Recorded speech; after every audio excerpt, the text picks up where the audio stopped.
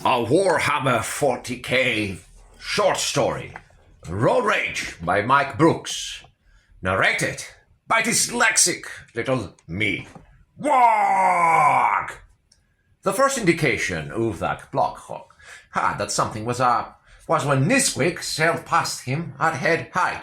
"Someone to see you, boss!" the grot wailed before it collided with a pile of scrap in the corner.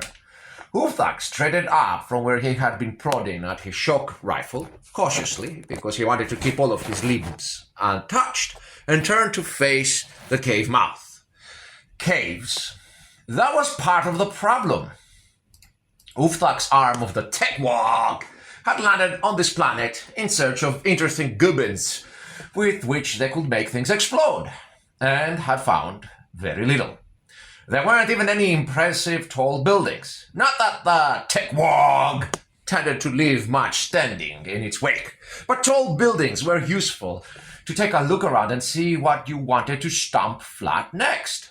The low, sprawling temple complexes they had seen from orbit turned out to be annoyingly sparse on interesting tech or shiny loot, and somewhat overpopulated with useless frescoes and surprisingly little traps.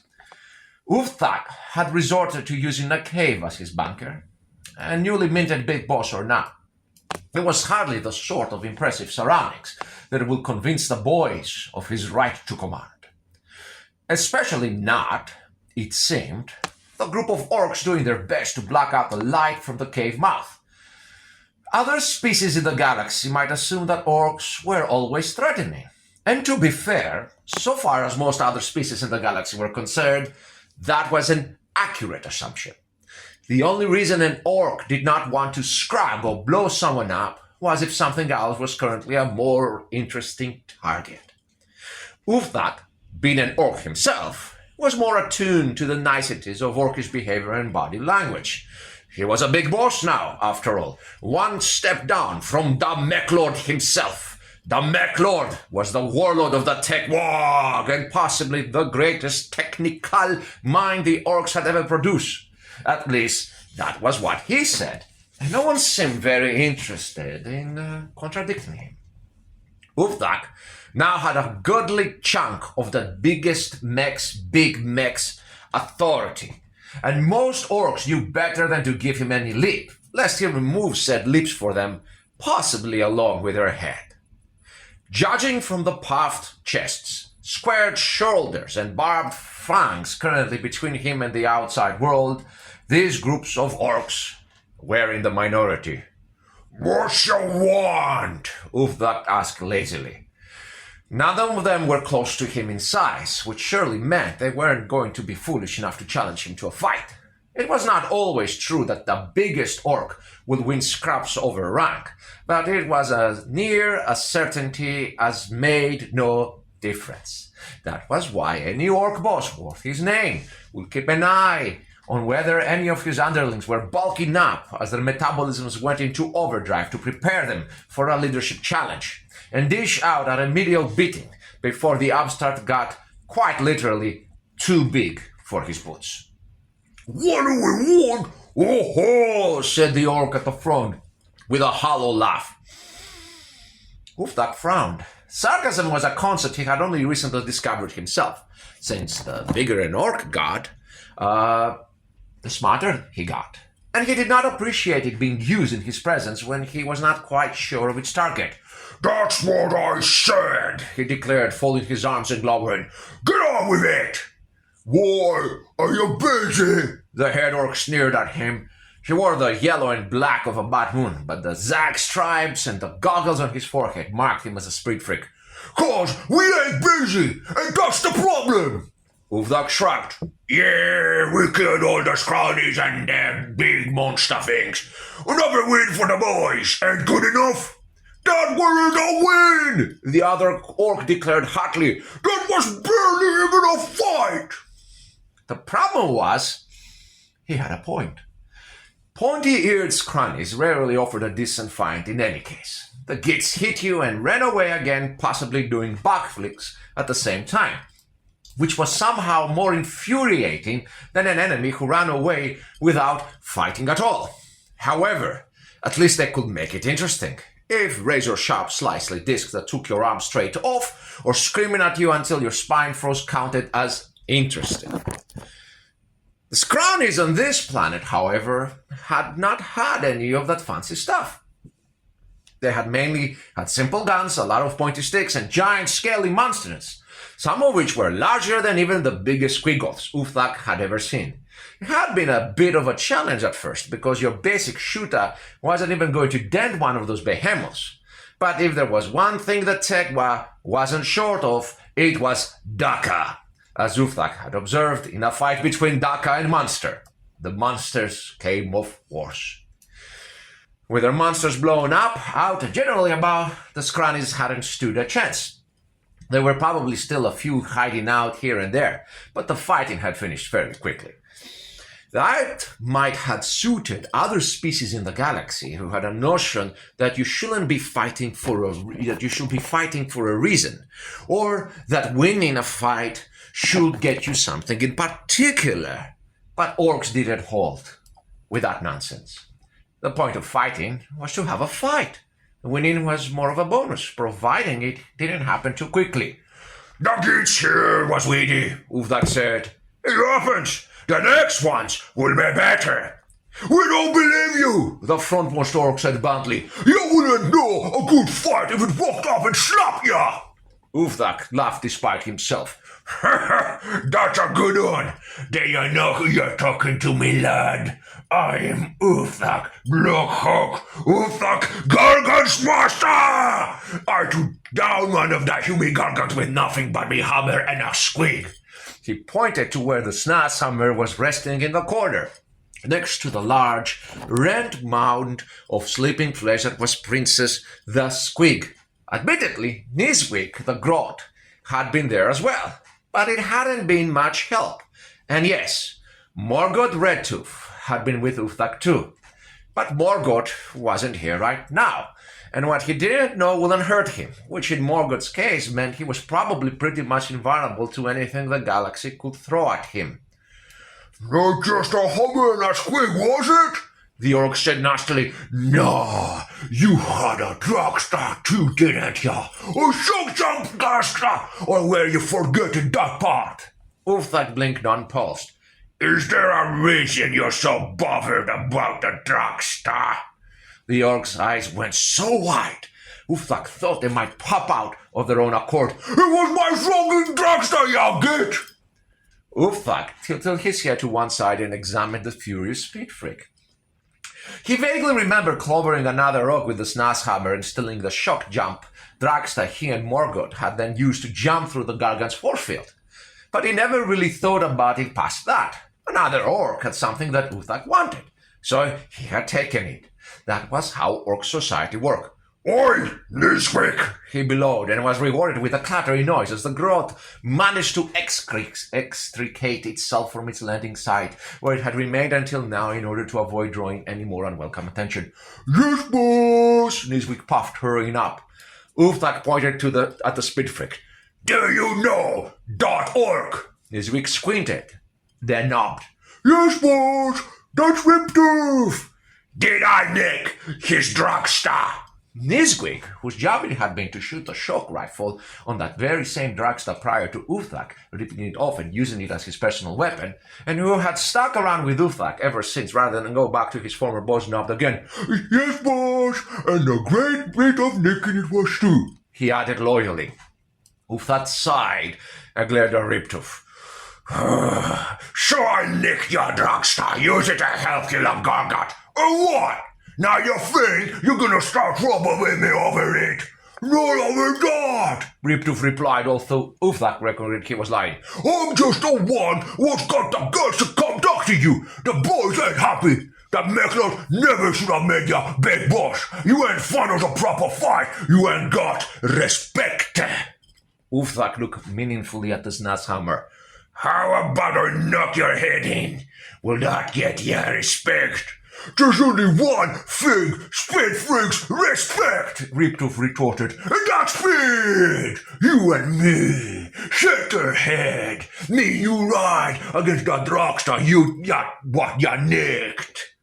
I ain't got the dragster no more, Uvdak told him. It sort of fell off the gargan and smashed. I think, he added, I was a bit busy killing the gargan. Ain't no problem, Riptooth sneered. If you want the boys to follow your orders, you'll be ready to race when the sun comes up tomorrow. There were a few enthusiastic and you tell from the other Spitfix, and then the whole posse turned around and left again. Uvdak considered it. On the one hand, he could go after them and dish out a beating. Orcs understood and respected violence. That should reinforce his right to be in charge. On the other hand, the cult of speed made up a sizable portion of the force under Uvdak's command, and Spitfrigs were a bit, weird. Just knocking some heads together might look to them as though Uvdak was scared of taking up the challenge, and that will never do. Besides which, somewhere in the back of Uvdak's brain was the notion that he had no intention of stopping at Big Boss. The Mech Lord might have an accident one day, or if no convenient accidents occurred, one might have to be arranged, possibly involving a shock rifle and a Snazhammer. Accidents could look very deliberate sometimes, and if one way or another the Mech Lord found himself leading off to see Gork and Mork before Uvdak did, it would be very useful if a lot of the Techwak was already inclined to follow Uvdak's orders. And for that, he needed respect. This week, he said, go and find the boffin. Wag! Some orcs might not trust a mech boy who'd replace his own legs with a gyro-stabilized monowheel, which just showed how lacking in imagination those orcs were. Granted, you might not want the boffin to improve you, but he zoomed around on a single wheel and never fell off, which was a pretty good indication his technological note watts were up there with the best. Was it you're after? The boffin asked, buzzing alongside Uvdak as they walked under clear skies and 3 moons. Straight line spared? Cornering? Best have some of each, Uvdak said. Riptooth didn't say what the race is gonna be, and if I show up in something that's great at one, he'll probably change it to something else. Thinks he's a bit cunning like that. And you need it by sunrise? The boffin mused. That's right. The Meg did the universal sucking in of breath of an expert in his field giving bad news to one less well educated. Gonna be a tall order. You know I'm good for that, Tiff. And Tiff, that's the problem. It's the time, the boffin said. All the Tiff in the galaxy can't buy time. Ain't sure about that, Uvdak said. Some of those tin-head gits seem to be able to make time speed up for them, or slow down for us, or something like that. The boffin's eyes gleamed in the moonlight. Really? Yes, in it, Uvdak confirmed. Didn't do it much good against the weird boys, but it was a funny trick while it lasted. Think you was fixing a gargant at that point. The boffin scribbled something on a piece of squeak hide. Well, that ain't gonna help us, 'cause I ain't got something what can do that. Yet, he added. So it's just gonna be what me and the spanners can get together by morning. Uvdak nobbed. There was no point offering further bribes or alone threats. The boffin will take this as a challenge and will do his best to make sure that any vehicle Uvdak dropped was as good as possible so that the glory of Uvdak's win would reflect on him. Besides, insofar as any orc trusted any other orc, Uvdak trusted the boffin. He and the pen boy Doc Drozfunk, who had attached Uvdak's intact head to his old boss' intact body, thereby giving Uvdak a head start up the ranks of the Tech Wog, had been around Uvdak since the beginning of his rise to power, and knew a good thing when they saw it. Is it just gonna be you? The boffin asked. Uvdak had given some thought to this. Nah, gonna have Morgoth riding with me.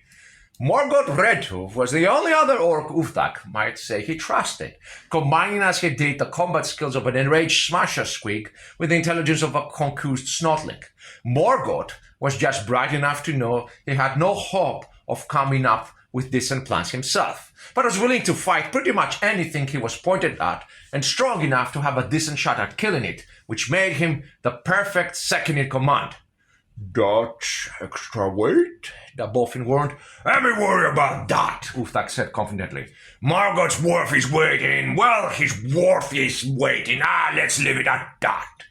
Wag! The next day dawned, with a brooding mass of rain clouds on the horizon, blowing in from the west towards the Wogs campsite, pressed up against a labyrinth of limestone ridges and ravines. To the south, the land spread out a little. The rock formations became more isolated and were separated by large expanses of scrubby grassland on which the Scrawny's massive monsters had grazed. Riptooth was not alone at the improvised starting line, drawn up by the simple expedient of dragging a big stick through the dirt. A whole bevy of speedfreaks had decided that if there was a race going down, then they wanted in on it, and a motley collection of vehicles on 2 or more wheels were waiting and revving their engines when Uftak wandered up. "Ain't you forgetting something?" Riptooth hollered. Uftak studied the Speedfreak's new vehicle for a moment before answering. It wasn't a shock jump dragster. Shock tech wasn't common after all, but it had a similar sort of build. Low slung and sleek, although with enough clearance to cope with rough ground and shiny chrome pipes jutting out at all angles. Flashy and fast looking. Well, Uftak had expected nothing less. "Mirage! Just coming now," Uftak told Riptooth. "I said when the sun comes up," Riptooth said warningly, pointing to where the top of the local star had already edged above the horizon and was casting long, stretched shadows across the ground. "You're late!" Uftak shrugged. "If you think you need to leave now in order to bet me, go ahead." He'd pitched his voice to carry over the rumble of idling engines, and the assembled speedfreaks laughed at his bravado. Even Ruptaf gave Uftak a grin, although it was even tiff whether he was genuinely amused by the joke or just Uftak was so overconfident that his victory was assured. He didn't take Uftak up on the offer, though. The cult of speed wouldn't have much respect for a speed freak who took a head start to win a race. As for dirty tricks, once the race was underway, well, that was all fair game. But that was why Uftak was bringing Morgoth along. A new roar made itself heard above the general din, and Uftak stepped back as the boffin's latest creation grumbled its way to the starting line with Morgoth Redtooth behind the wheel. The various orcs who had gathered to watch clapped and hooted in appreciation, and the speed freaks on the line, at least those who were not already sweating with the effort of not careening off toward the horizon, gave it a once-over as they tried to work out what they were up against. It was, to all intents and purposes, a truck, mainly because that was all that Boffin had been able to scrounge up at a short notice. However, to consider it just a truck was to consider the Snazhammer just a hammer, broadly accurate but lacking in appreciation of nuance that could make the difference between victory and defeat, or indeed life and death. It had clanked up wheels on the basis of the Boffin's logic that big wheels means they don't have to turn so quickly to move you the same distance, which went beyond Uftak's understanding of mathematics, but which he was prepared to take at face value, particularly if the alternative was trying to work it out himself. The engine had been replaced with something far larger and more powerful, and the extra weight at the front end was counterbalanced by a pair of jet engines bolted into the back for when you're going straight for a while. Uftak wasn't sure where the Boffin had got them from, or indeed whether a flyboy had woken up this morning to find his pride fighter Boma missing a few critical parts, but that was not important. What was important was winning this race. The Boffin had built Uftak something probably twice as heavy as anything else completing, but with enough muscle to shift a small mountain. "Move over," Uftak grunted to Morgoth, who obliged. It was a bit of a tight squeeze for Uftak to fit behind the wheel, since he was a lot larger than most orcs, but he managed it just as an orc with a slugger and a grog holding a black and white flag both climbed onto a solitary rock next to the starting line. "All right, listen up," the orc bellowed. This is the course for the race. Uftak revved his engine, and it responded with a sound like a war god's coughing fit. He grinned and looked down the line to where Riptooth sat stony-faced behind the wheel of his own vehicle. You've gotta go out that way past a big bit of rock what looks like a big bit of rock, the orc announced, pointing south. You swing right past the Scrotty's place we built a few days back, then into the ghoulish. Find your way through him, and the first one back to come is the winner. Uftak nodded. That sounded simple enough. Ready? The growth raised its flag. 24 orcs hovered their boots over go pedals or gripped handlebars.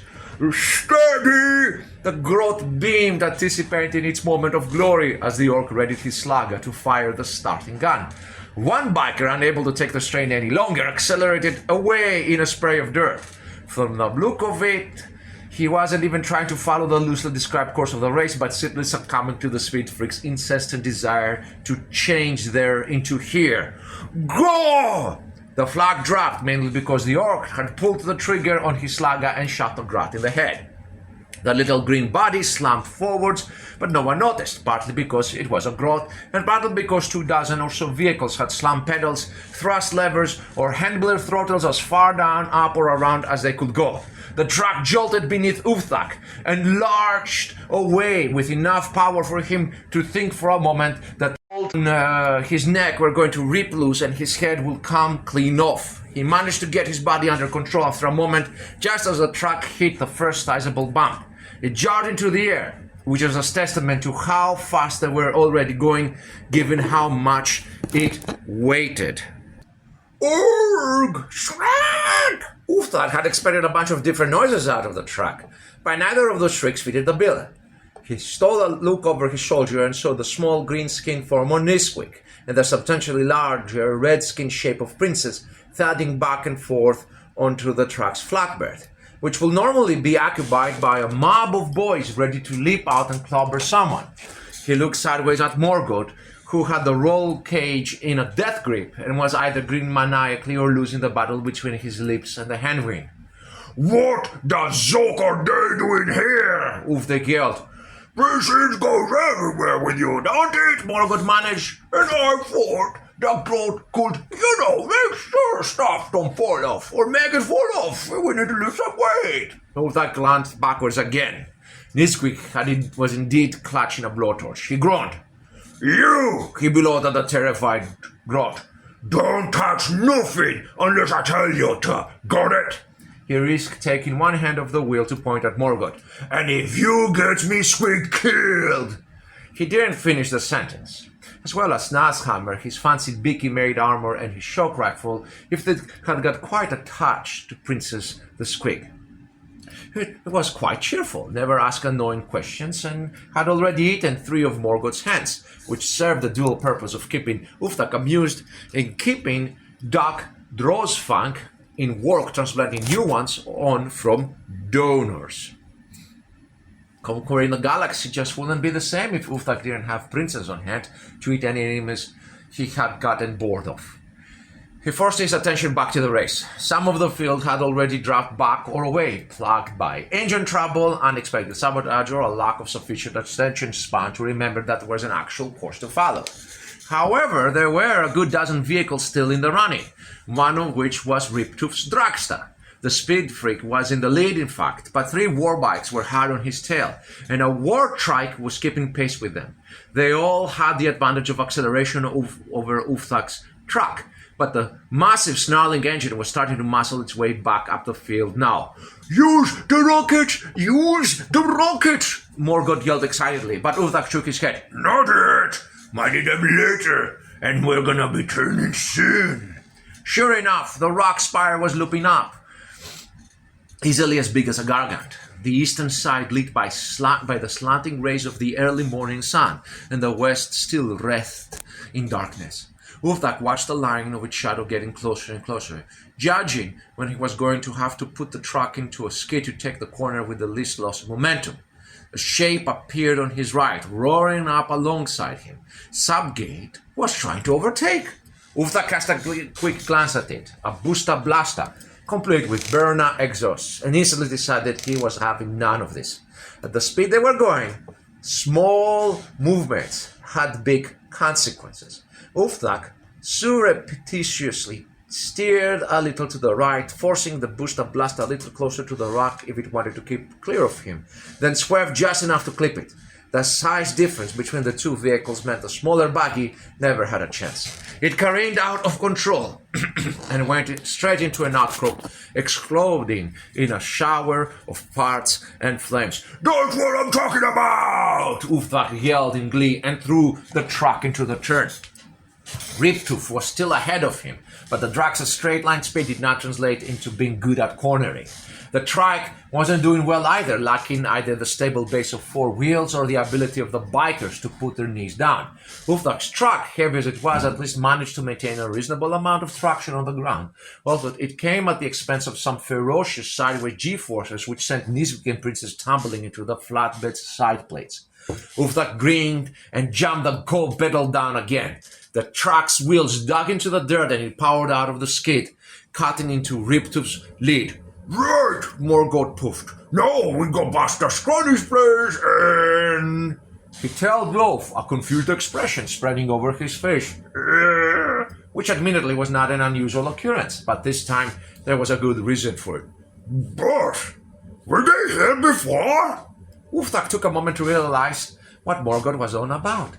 Then, as the burned wreckage of the Scrawny's camp began to distort shape after fast-moving shape, he realized what the potential problem was. Spikies! Scrawnies were Scrawnies, and they wore all sorts of different colors, presumably to mark out their clans. However, Spikies were a bit different. Drukari instead of Aledari, or whatever silly names Scrawnies called themselves.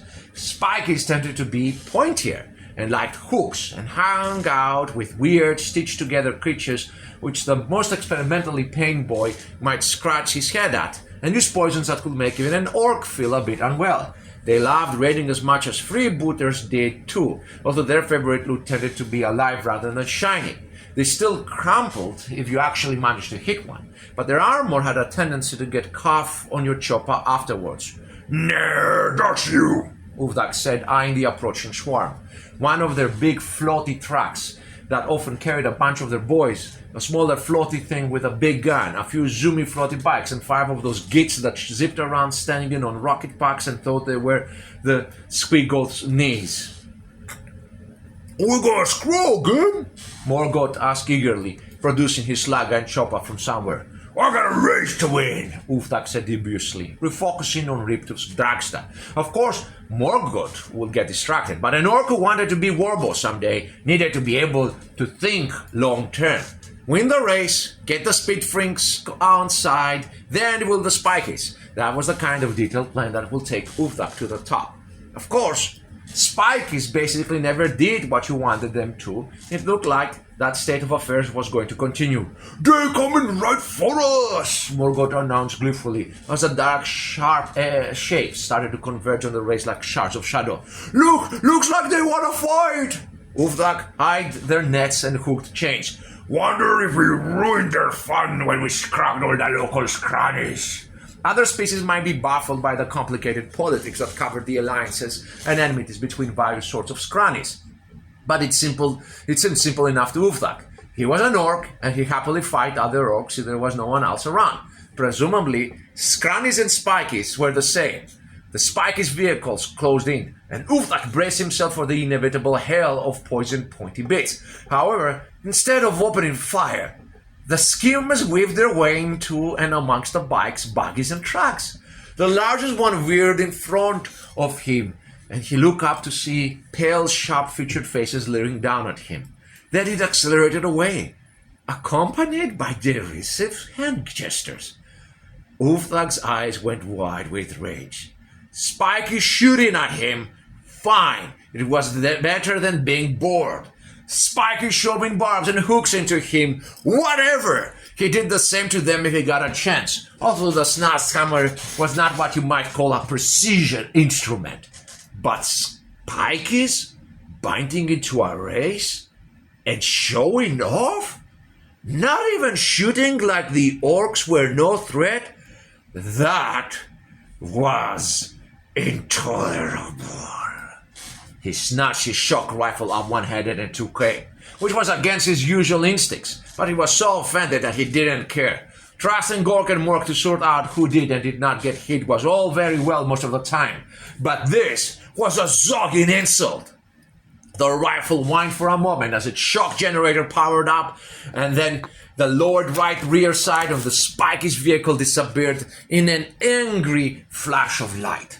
Presumably, that did nothing to their floaty motors, or possibly that did something to their floaty motors, or possibly the aerodynamics, because the whole thing began to lift off to the side. "That's right!" Uftak yelled at them, and their jeers were replaced by expressions of charges. "This is what you get when you mess with us!" Bosh! That was Nisquik's shout, and the urgency in the Grot's voice made Uftak duck instinctively, just in time, because a blade as long as his forearm slashed through where his neck had been and buried itself into the seat back. "Morgoth, take the wheel!" Uftak bellowed and made a grab for the pointy-eared git who had swung the blade in question. The Spiky tried to get its weapon free, but the sharp edge was well and truly stuck, and the floating plank thing it was standing on might have been excellent for zipping around, but didn't give much of a solid base from which to tug loose an embedded blade. It hesitated for a moment too long, unwilling to abandon its weapon, and Uftak's fist clamped around its throat. The Spiky hissed and lashed out, but although Uftak wasn't wearing his big armor, too much weight, and he hadn't been planning on a proper scrap, it would take more than a thrashing pointy ear to give him trouble. He clenched his fist until he felt the delicate vertebrae snap, then released his hold. The Spiky collapsed bonelessly and toppled off its floaty plank. However, its mates were still around, and they bore down on Uftak out of the sky like Vengeance-made flesh. That suited Uftak just fine. He grabbed his weapons and clambered through the truck's roll cage into the flatbed, leaving Morgoth in charge of the driving. Ignoring a fight in favor of a race was a fine plan, but not when the Grits wanted to make it personal.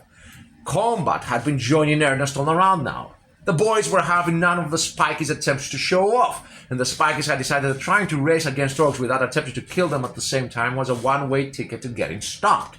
Daka guns roared and Spiky rifles spat.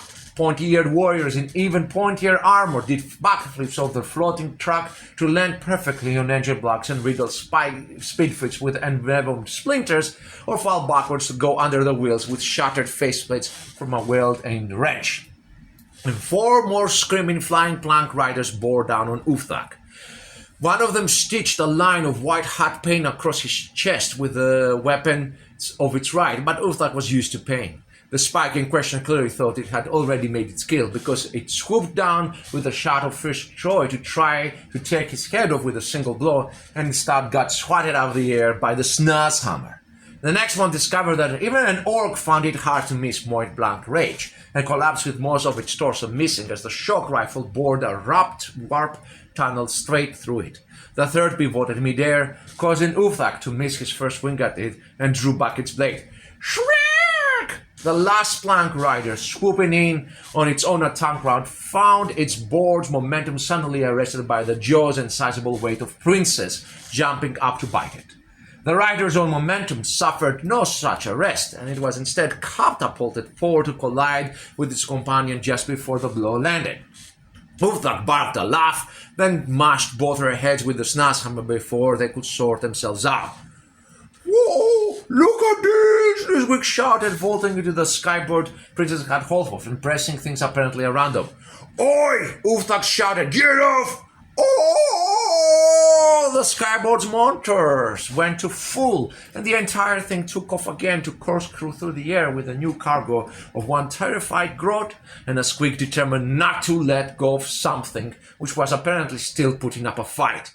"Zogging Grots!" Uftak groaned. "You bring me Squawkbot right this minute!" He bellowed at the sky.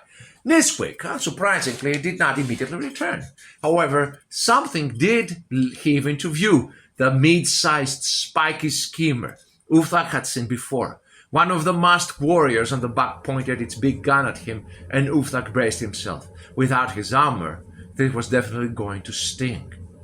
The big gun did not open fire.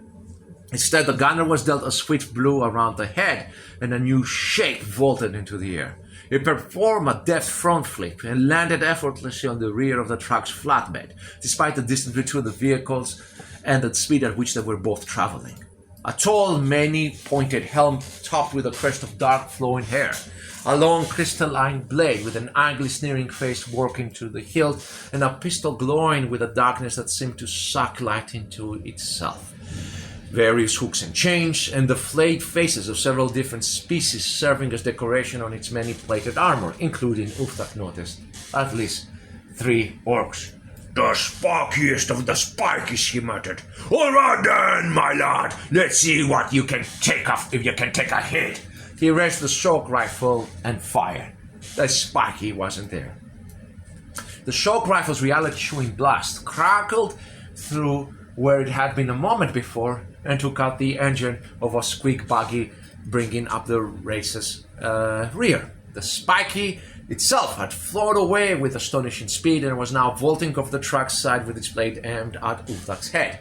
Uftak bang-handed it out of the air with the fist gripping the snazhammer, and the spiky clattered into the flatbed with Uftak like to imagine a startled expression behind its obscuring faceplate.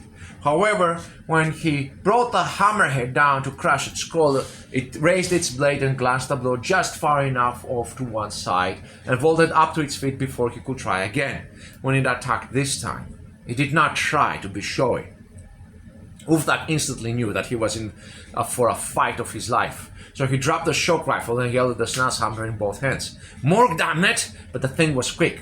Its blade flashed out almost faster than he could see, and only instincts and reflexes allowed him to block its strikes. He jerked aside from the muzzle of its pistol and heard a crump as one of the truck's side panels disintegrated, then landed a blow in the midsection with the haft of the snazhammer and knocked it back a step.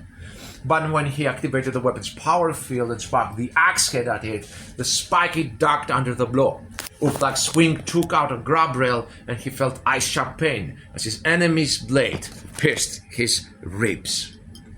He kicked out, felt his boot connect with something solid, and spun the snazhammer as he turned. There was a clang as the weapon's head knocked the crystalline blade from the spiky's grip, and Uftak reached out to grab it by the throat to hold it still for long enough to smash its head in. The thing about spikies was that they always had another blade somewhere, and this one came up fast enough and sharp enough to take Uftak's grabbing hand off halfway down the forearm. Arr! Uftak yelled, recoiling involuntarily. That was my favorite head! The spiky raised its blaster, leveling it directly at his face.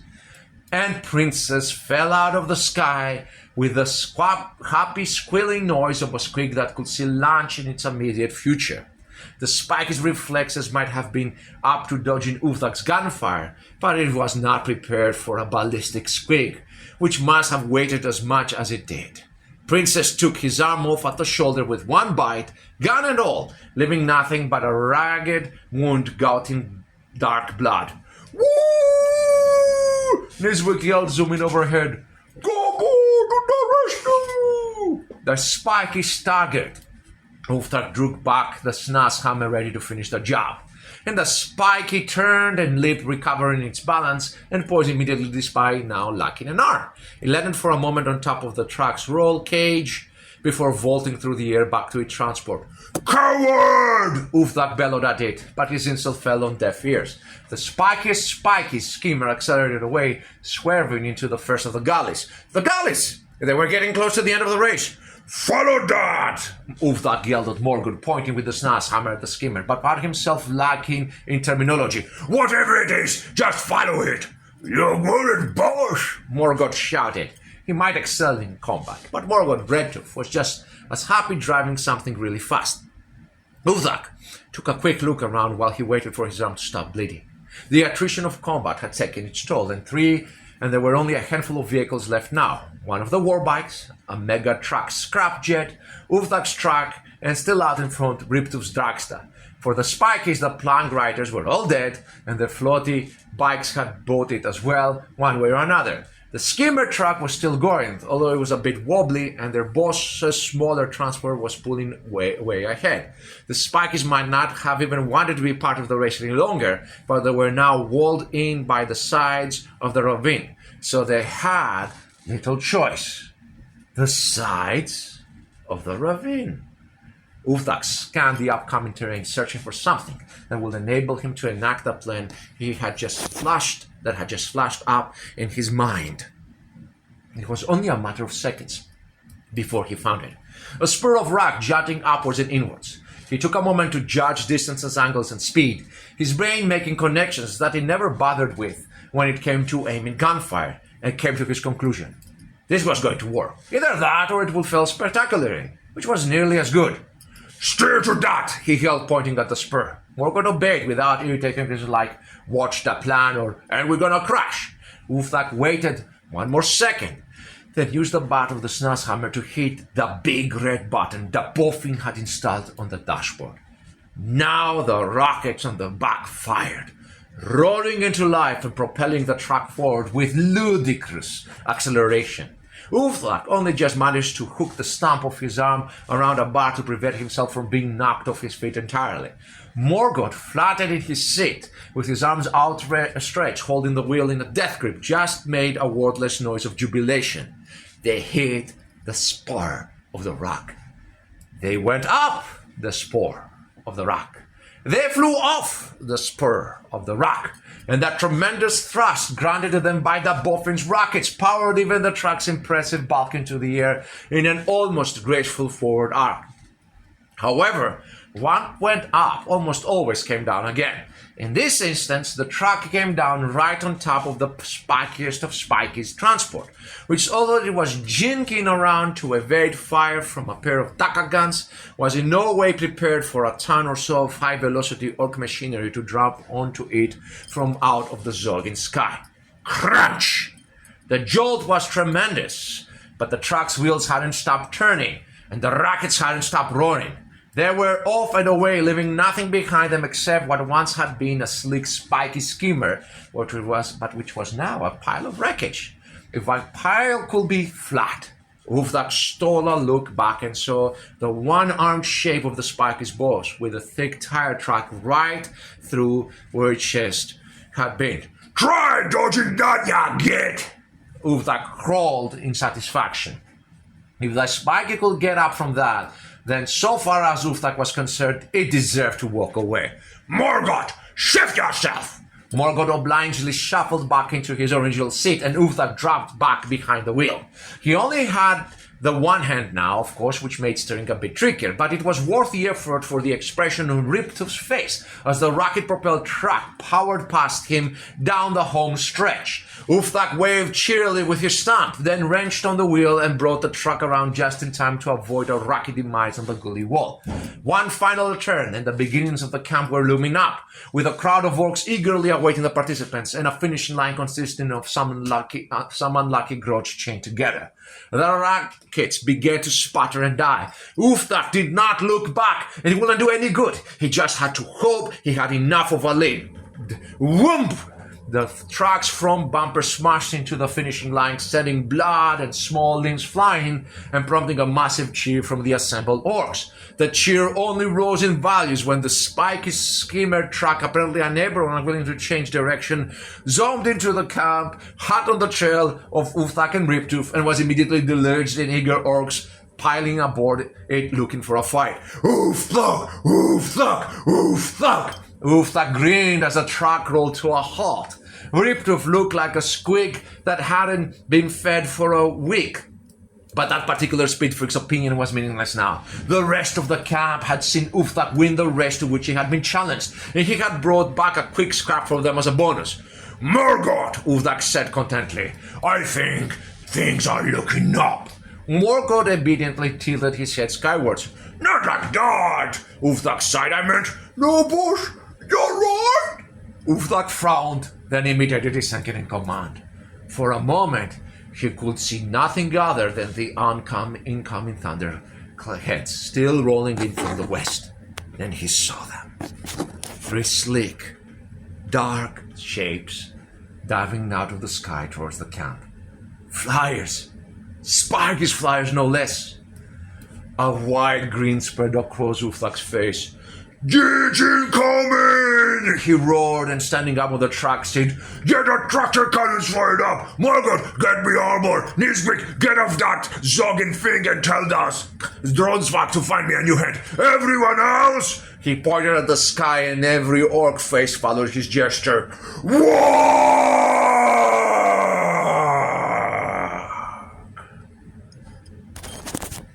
Whack!